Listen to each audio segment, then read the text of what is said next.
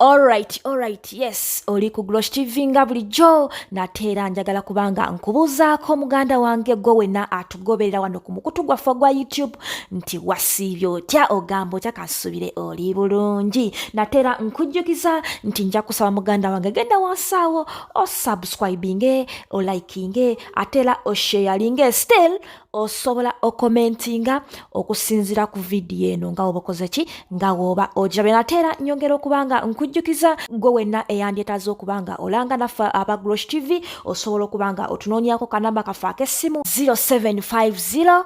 312083 oba 0750 312083 ojja kubanga osobola okubanga otufuna tujja kubanga tukulangira bizinesi yo osobola okubanga naawe ogikuba abantu mu maaso. Manya bampita Salifu Kirya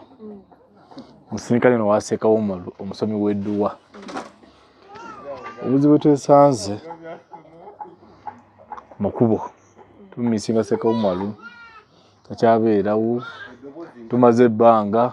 tetumulaba ensonga eyo tukubanga wakawafaana bubi tubakyategerekeka ensonga bwetyo tutambula mu bwetyo amakubo gonna gonna tumisinga ngaafe abatuuze ba boda nga tula boda nende wa boda So katundu kano kwa yali kasitoma wange nga nze muvugira ebintu bw'otunuuliramu embeera okuva Sheyuma ebbanga lyamaze nga taliwo embeera eri etya sofa mbeera yakyukira ddala nnyo n'enguudo zennyini ziizo nfu buli kimu kifu mukyafuna ku mirimu nga mwabaali wa tusiba no twebasibebasi tewali mirimu bintu byakyuka byonna kasooka bamusiba akati tewali makulu era nyumba yonna nga gale tewali kiriwo kyonna kyonna tola ebipande byonna byulise byonna ebipande tewali kiriwo walinga owafa omuntu tewali muntu tebakyaja ate bajja bakole ki nga Ssekomolo bamusiba tewali nsonga yonna ekyo kineewuunya nnyo ku bantu kubanga n'abantu Ssekomolo yali muntu w'abantu tegeera abantu bamuyambye kangeze abayimbi abamawulire wanga nze ndi wabola nabalaba ngano nga bajja ab'emmotoka abajja kubola bajja kuyamba buyambi nga basaba buyambi naye ensonga tebamuyambye nga ye omuntu tegeera gamuduukiridde wadde musibe tebasobola kumujja naye ogenda n'omulabako n'omutwalayo kiro ya sukaali kuba asaana yegomba n'erindaazi nga tebaliraba nti yuno yegomba n'erindaazi era nze owaboda nze nvuga kapiki nga ngula omuti gwasaabubo n'erindaazi nga nze owaboda ntera kugenda Kigo kooti sigendangayo kooti ntera kugenda Kigo gye bamusibira era sinungi gyalimu mbeera mbi gyalimu yombeere kometereriguno nti mbi naye mbeera mbi gyalimu kuba n'ekyokulya kyenyini omuwegoma kalumu akubana tera ku kindaazi nogana omuguwa pakiti y'amandaazi nti mandaazi gagano era sinungi yo mbeera mbi yo siwe nti naye mbeera mbi gyalimu famire tewali kuba famire kati ali abaliisa buli omwana aliwo n'abaana bennyini baabatwala mama abe buli omwana yatwala mwana we buli omwana bulabirira mama abe balabirira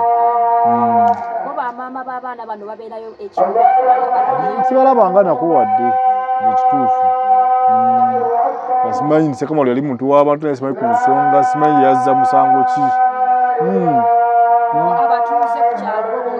abatuuze mu misingo okumulaba abagendayo ne batonaanya abagendayo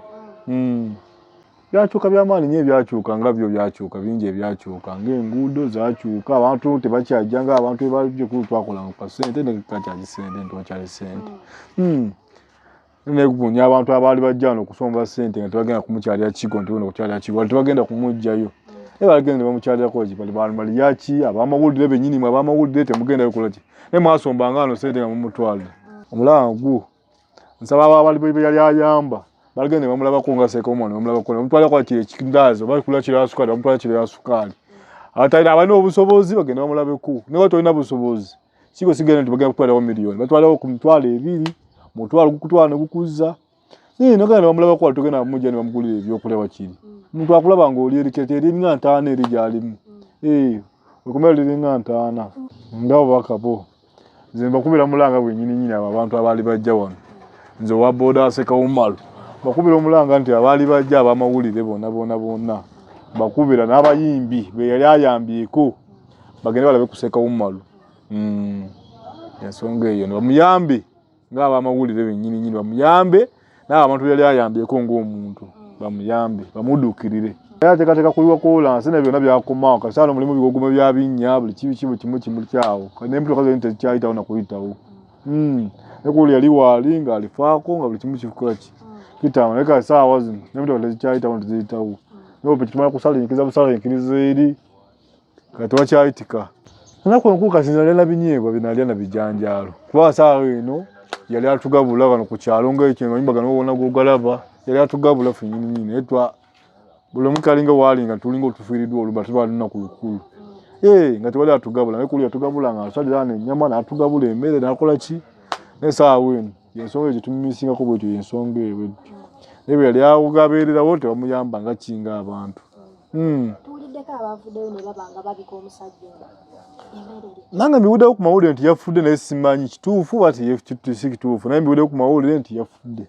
kati awo sikirinaako galanti nti yafudde oba tiyafudde naye bamubiseeko nti yafudde kati nange simanyi kyekituufu maama abaana simanyi abaana gye bali kati maama be balabirira ng'abaana ne maama we gyali ali mu mbeera mbi mukazi mukadde teyali amuwa buyambi sekomono yali amuyamba nga maama we naye saawa zino yenna ali awo tategekana kutegeerekeka takyafuna kyakulya nti wuuno sijja zikulimba nnyo simanyi bizinesi enti zibisi ziri wano maama sina kyemanyi nali manyi maka ge nga gano maka tewali aliwo kireka mbwa ze ezifulumamu zokka mbwa ze ezifulumamu tewali aliwo mbwa na pusi bebibeeramu bwe bityo tewali aliwo nasemba obeerako wano nga waliwo asikaali yali akuuba naye embeera gye yaŋŋamba ge yali ayitamu teyali nyangu asikaali andowooza tuuka nakiseera n'agenda simulaba nze nga asikaali kyamulaba embeera yamulemerera ng'awulira abikooye kasana nti wakyali kiriwo nti kino ebipande byo byayulika byonna abatuuze tebalina kuba mulanga ng'abatuuze sekomono bamulumirirwa ng'abatuuze eka tebalina kyakola nga ki abantu abalinamu ku ssente bagenda ne bamulaba batalinaamu babeera bamusabira katonda yasinga okumanya byo nga katonda yasinga okumanya embeera mbi nnyo nga yo nga wekiwulira mbeera mbi si nnungi mbeera mbi yo sibumanyi sijja kulimba simanyi amusiba simanyi kiki simanyi akakituufu nti kikino naye takimanyi amusiba tamumanyi mutuufu amusiba nti wuuna amusiba tamumanyi kyekituufu yeze sina byonyuma naye byamaanyi biri awo ntuuka awo kumugulira byakola ntonyambo nyumyawo wakali watya nti waka weewati wafaana weewati naye sina tambulirako nti kikino kitambula nti kino kitambula bwe kiti nze mulangu neekubira alina obusobozi okuyamba sekomola ogenda okumugulira ku kyokulya agende yamuyambe oba kindaazi oba kiro ya sukaali oba omuti gwa sabuuni kyenyamba ayambe ni maama we gyali eno atera okujja kuwano naye abeere mukyalo eyo ebusunju Alright, yes, oli ku Glosh TV nga bulijjo nate era njagala kubanga nkubuuzaako muganda wange gwe wenna atugoberera wano ku mukutu gwaffe gwa YouTube nti wasiibye otya ogamba otya kasubire oli bulungi nate era nkujjukiza nti nja kusaba muganda wange genda wansaawo osubscribinge olikinge ate era osharinge still osobola okomentinga okusinzira ku vidiyo eno nga woba okoze ki nga woba ojabe nate era nyongera okubanga nkujjukiza gwe wenna eyandyetaaze okubanga olanga naffe aba Glosh TV osobola okubanga otunoonyako kanamba kaffe ak'essimu 0750312083 oba 0750312083 ojja kubanga osobola okubanga otufuna tujja kubanga tukulangira bizinesi yo osobola okubanga naawe ogikuba abantu mu maaso.